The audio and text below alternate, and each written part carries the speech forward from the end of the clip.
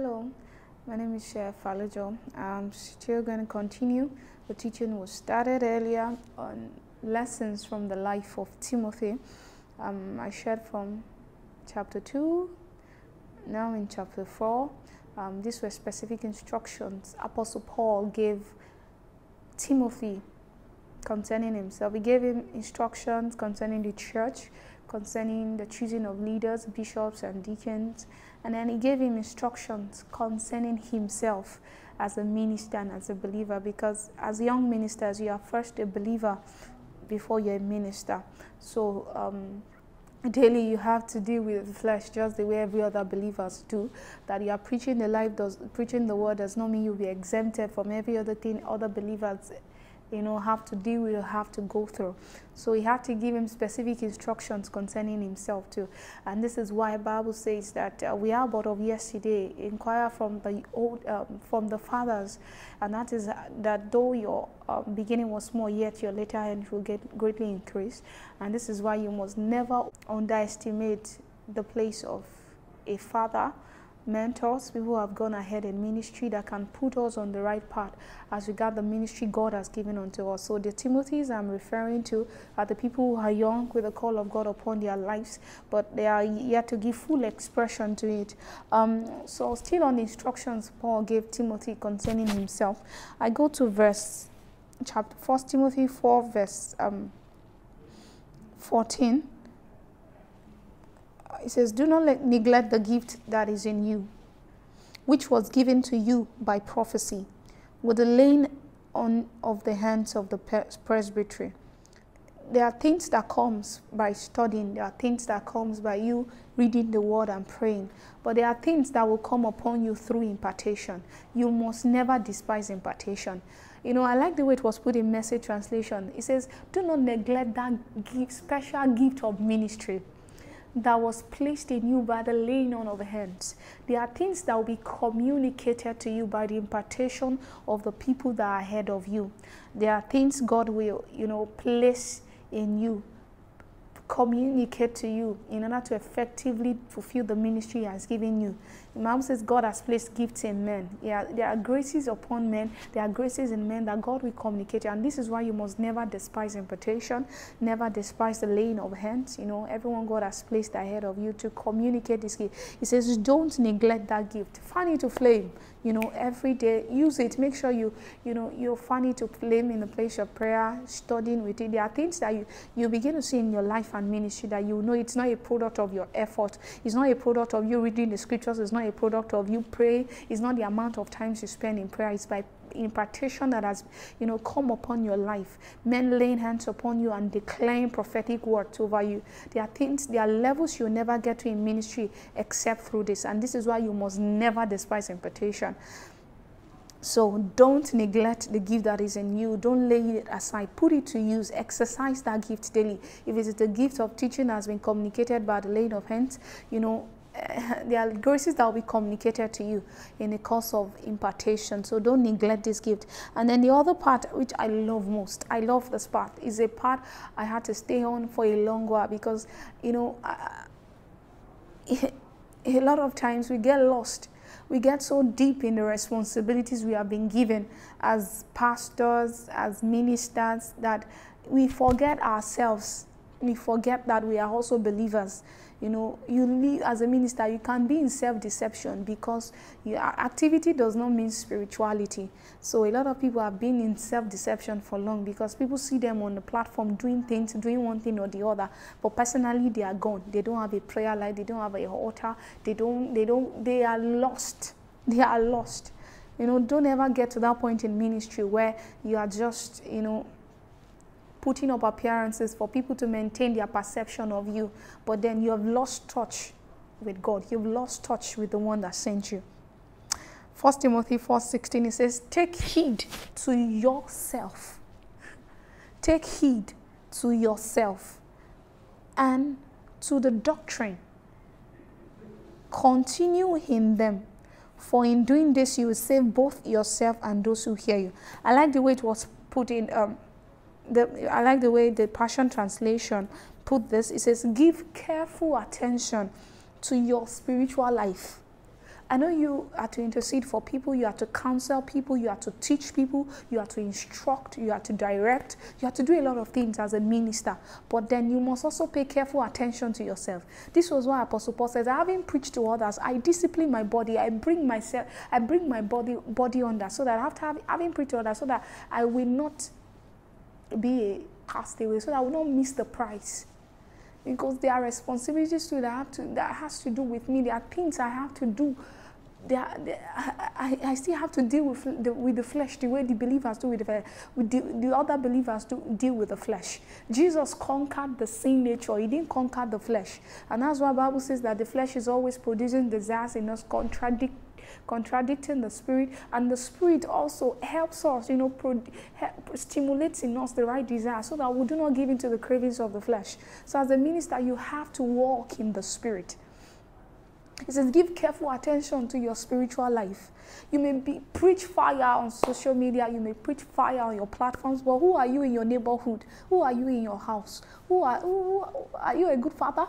Are you a good mother? Are you a good brother? Are you a good sister? Who are you at your workplace? It says, give careful attention to your spiritual life. What's your love walk like? Take heed to yourself. You also, how you live must be in sync with what you preach. How you live must be in sync with what you preach. It's not like you are preaching one thing and then you are living another thing. In fact, what makes your teaching effective is if it's an expression, an outflow of the life that you have lived. It says it will produce, let me read the Passion Translation fully. It says, give careful attention to your spiritual life and every truth you teach. He says, for living what you preach will release even abundant life inside you and to all those who listen to you. It is when you live what you preach that, we have received life and life in abundance. It says more life will be released into you when you live what you preach. So what you preach must be in sync with how you live. This is the order God expects. As ministers, we tend to pay more attention to the people, the message, that we neglect ourselves. This is not what God expects. As much as you have desire to see people saved, to see people grow, to see people committed to God, to see the kingdom of God established in the heart of men, you must also pay careful attention to your own life. That you are preaching it does not mean you are living it. What you preach must be in sync with how you live. How you live must be in sync with what you preach. You must not have you must not be a different person on pulpit and out of pulpit. God expects our lives to be in sync, and that is why Apostle Paul said, after having preached to others, I also discipline my body so that I will not miss the prize. I also have to deal with the flesh the way other believers deal with the flesh. You know that because you preach prayer on your platform or on social media does not mean you have a prayer life. The Bible said concerning Jesus in the book of Acts chapter 1, it says, of the former treatise I wrote to you, O Theophilus, of all Jesus began both to do and to teach. Jesus wasn't just teaching it, he was also living it. It says both to do and to teach. He was living the life and teaching the word. So also as a minister, you must not live in self-deception that you are preaching it and then you are not living. That's self-deception. So that you are preaching it does not mean you are living it, but if you live it, you will definitely preach it, because your message should be an expression, an outflow of the life you have before God, of a walk. It must be a product of your walk with God. It says by doing this, by paying careful attention to your life, it says abundant life will be released inside you and to those who hear you. That means how you live to has a way of affecting the people that are listening to you. This is the order God expects. I know you don't have to be a perfect, you may not be perfect yet, but you must be a work in progress. Everybody is a work in progress, but you must not get to that point where all your attention is, the reason you are studying the word is because you want to teach. The reason you are studying the word, you are not studying for you to be changed, you are not studying for you to be transformed. That desire for fellowship has been lost. You are not living the life. When you know how to preach prayer on pulpit, but you don't have a prayer life. You tell believers to deal with the flesh, but when it's your turn, you give into the cravings of the flesh, you're going to have to deal with the same thing every believer goes through. That was why Apostle Paul had to tell him, see, instruction for church, different instruction for you as a minister, as a believer. These are things you also have to do. So you must pay careful attention to your life. And one of the things that as a young person, Apostle Paul wrote this in chapter 6, verse verse 9 to 11, it says that, but those who desire to be rich fall into temptation and a snare, into many foolish and harmful lusts, which drown men in destruction and perdition. For the love of money is a root of all kinds of evil. For some have strayed from the faith in their greediness and pierced themselves with many sorrows. But you, O man of God, it says, flee these things. There are things you have to run away from. He says, but you, oh man of God, this was not a message for the church. It was a message for Timothy, a minister, a pastor, a young minister. He said that one of the exuberances that will come is that desire for money. Normally, if you are not in ministry, every young person wants to, live a better life, make more money, do this and that. He said, don't be caught in that web. Don't be caught in the web of that desire. He said, flee these things. These are things that want to call for your attention. Because you are in ministry, in fact, you may not be able to move at the pace others are moving, because others might be chasing money. You are chasing after souls. You cannot compare yourself with people. It is foolishness to compare yourself with others. See, God has given you an assignment you have to focus on. He says, but you, O man of God, you must always put your desires in check. You must always purify your motives and your intention, that you have not drifted away from your assignment into things other believers who necessarily did not have the call of God upon their life. Now, I have to make this clarification. When I make the call of God upon your life, when I'm talking about Timothy, I'm talking with people who are called into the fivefold. Ephesians chapter 4, verse 12. Says, and he himself gave some to be apostles, some prophets, some. He didn't say all, he said some. So it is not everybody that has a call into the fivefold. So this message is addressed, targeted to people, directed to people who have a call into the fivefold, or you are on your life. You started ministry, you have given expression to these things already, for the equipping of the saints, for the work of ministry, for the edifying of the body of Christ. You understand? Every believer has have been called into the ministry of reconciliation, going into the world, making disciples of all nations, baptizing them in the name of the Father, of the Son. Jesus has given us that great commission. He has given us the ministry of reconciliation, to reconcile the word. We are to go into the world and preach the gospel. But this particular message is directed at people who are young with the call of God upon their life. Either you're yet to give expression to it, or you've started giving expression to it. And I just needed to make that clarification. So Apostle Paul said, don't be caught in the web of the desire for money. And this is what drives a lot of young people into, adulterating the word of God. They are after gain.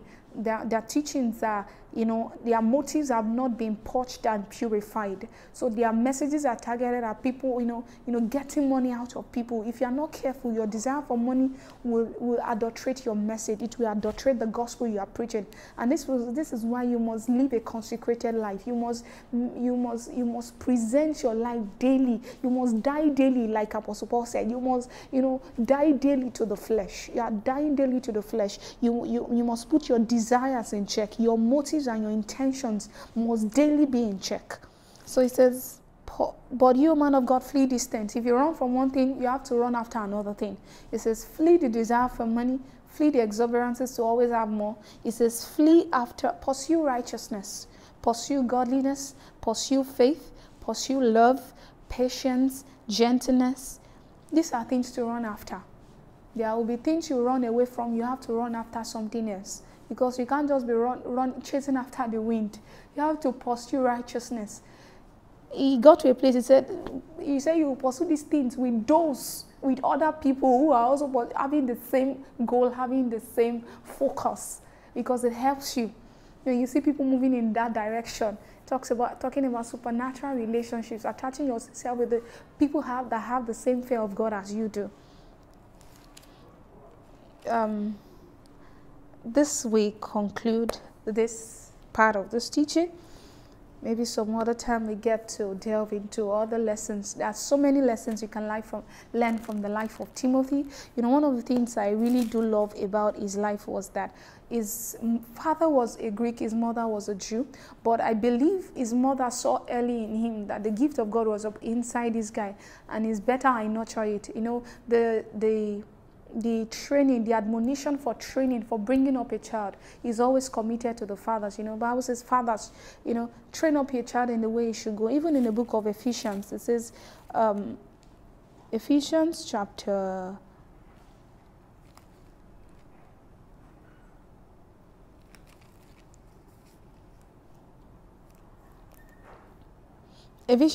6, verse 4, it says, and you, father, do not provoke your children to wrath. Even in the scriptures, you will always see the trend from Abraham. Bible says that he knew, God said concerning Abraham that he knew was going to, train his children, bring up his children in the way of the Lord.